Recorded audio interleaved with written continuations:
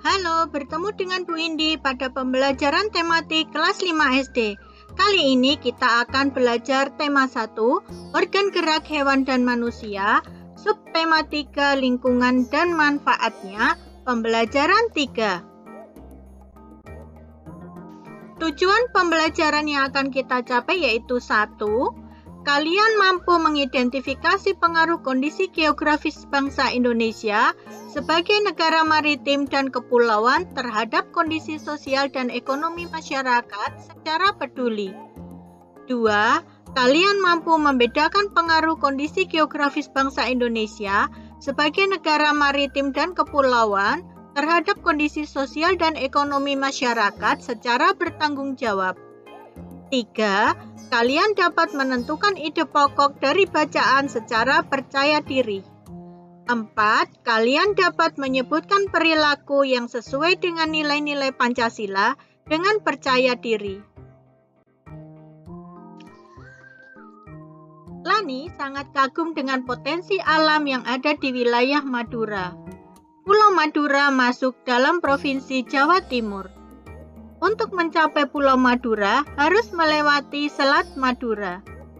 Kondisi Pulau Madura yang terpisah dengan Pulau Jawa tersebut merupakan contoh kecil kondisi geografis Indonesia pada umumnya. Ayo mengamati. Kondisi geografis Indonesia sebagai negara maritim dan kepulauan menyimpan potensi yang besar dalam berbagai bidang. Wilayah Indonesia yang berupa kepulauan antara pulau satu dengan pulau yang lainnya disatukan oleh laut, mengakibatkan bervariasinya potensi yang dimiliki oleh bangsa Indonesia. Pada gambar berikut, terdapat pulau-pulau di Indonesia yang dihubungkan oleh lautan.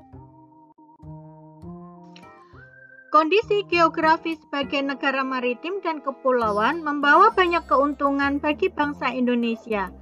Cakupan wilayah yang sangat besar dan luas, tentu saja Laut Indonesia mengandung keanekaragaman sumber daya alam laut yang sangat potensial. Besarnya peluang ekonomi dari pemanfaatan potensi sumber daya laut yang sedemikian besar ini tentunya dapat memberikan kontribusi bagi kehidupan ekonomi masyarakat Indonesia. Ayo berlatih.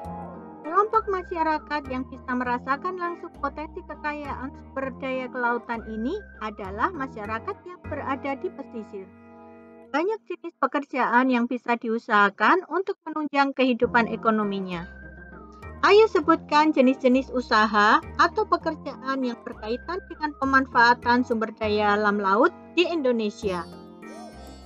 Alternatif jenis pekerjaan yang berkaitan dengan pemanfaatan sumber daya laut di Indonesia sebagai berikut. Ayo mengamati. Amatilah teks berikut yang berjudul Pengaruh Kondisi Geografis Indonesia sebagai Negara Maritim terhadap Kehidupan Sosial Masyarakat. Bacalah di dalam hati teks berikut yang terdiri dari 2 paragraf. Ayo menulis. Ada dampak positif, tentunya juga ada dampak negatifnya. Coba ceritakan berbagai dampak yang timbul sebagai akibat dari letak dan kondisi geografis Indonesia sebagai negara maritim dan kepulauan. Tuliskan pada kolom yang sudah disediakan. Alternatif jawabannya pada dampak positif sebagai berikut. Alternatif jawaban pada dampak negatif sebagai berikut. Ayo berkreasi. Buatlah kelompok bersama teman di kelasmu. Bersama kelompokmu buatlah clipping gambar tentang kondisi ekonomi dan sosial masyarakat sebagai akibat dari kondisi geografis Indonesia sebagai negara maritim. Kumpulkan gambar-gambar yang sesuai yang bisa kamu dapatkan melalui surat kabar, majalah, buku, atau internet.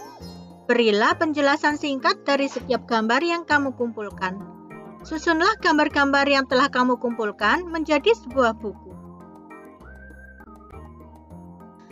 Ayo menulis. Susunlah laporan singkat mengenai clipping yang telah kamu buat. Kemudian, presentasikan di hadapan guru dan teman-temanmu. Format laporan sebagai berikut. Tuliskan pada judul laporan, kemudian tuliskan deskripsi pengaruh kondisi geografis bangsa Indonesia sebagai negara maritim terhadap kehidupan ekonomi dan sosial masyarakatnya. Tuliskan pada kotak kehidupan ekonomi dan tuliskan pada kotak kehidupan sosial. Ayo membaca. Bangsa Indonesia dikenal sebagai bangsa maritim sejak zaman dahulu. Bahkan sempat mencapai kejayaan pada masa Kerajaan Sriwijaya dan Majapahit. Bacalah teks berikut. Teks berikut berjudul Kejayaan Bahari Masa Lalu. Teks berikut karya Dr. Y. Paunganan. Bacalah teks berikut secara bergantian dengan temanmu, paragraf demi paragraf. Paragraf 1, paragraf 2, paragraf 3, paragraf 4, paragraf 5, paragraf 6, paragraf 7, paragraf 8, dan paragraf 9. Menentukan ide pokok. Tentukan ide pokok dari masing-masing paragraf bacaan yang sudah kamu baca. Mulai dari paragraf 1 sampai dengan paragraf 9. Alternatif jawabannya sebagai berikut. Paragraf 1, paragraf 2, paragraf 3, paragraf 4, paragraf 5, paragraf 6, paragraf 7, paragraf 8, dan paragraf 9. Ayo berlatih. Pancasila diumpamakan sebagai satu paket lengkap yang menopang Negara Kesatuan Republik Indonesia. Setiap sila yang membentuk Pancasila merupakan unsur yang mutlak yang membentuk kesatuan, bukan unsur pelengkap. Setiap sila yang membentuk Pancasila juga sebagai satu kesatuan yang mutlak, tidak dapat ditambah atau dikurangi.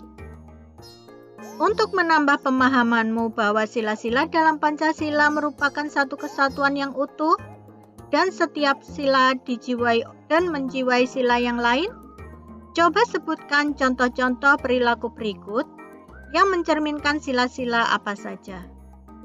Satu contoh perilaku bisa mencerminkan satu sila, dua sila, atau lebih. Contoh perilaku pemilihan ketua kelas mencerminkan sila sebagai berikut. Terdapat beberapa perilaku dan tuliskan perilaku tersebut mencerminkan sila apa saja. Pancasila menjadi pandangan hidup bangsa Indonesia.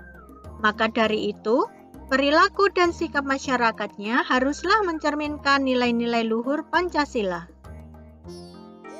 Salah satu contoh pengambilan keputusan yang sesuai dengan nilai-nilai Pancasila adalah pelaksanaan musyawarah untuk mencapai mufakat. Ayo menulis. Tulislah laporan mengenai pengambilan keputusan yang sesuai dengan nilai-nilai Pancasila. Tulislah laporan dengan format sebagai berikut.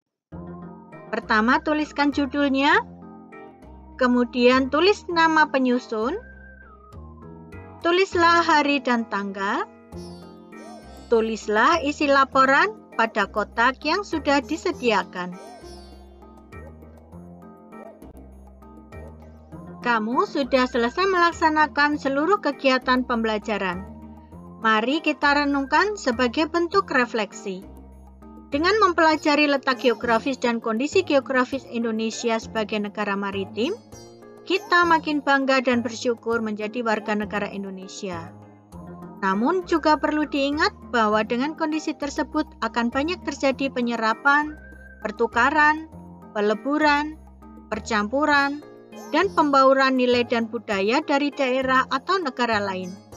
Oleh karena itu, kita harus pandai-pandai memilih dan memilah nilai dan budaya dari daerah atau negara lain.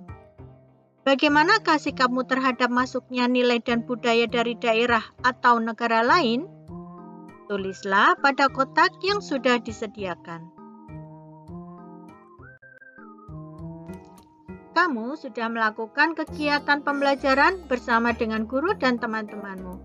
Kamu juga dapat melakukan kegiatan bersama dengan anggota keluarga di rumah. Lakukan kerjasama dengan orang tuamu. Mintalah pendapat orang tuamu mengenai perilaku-perilaku orang-orang di wilayah tempat tinggalmu.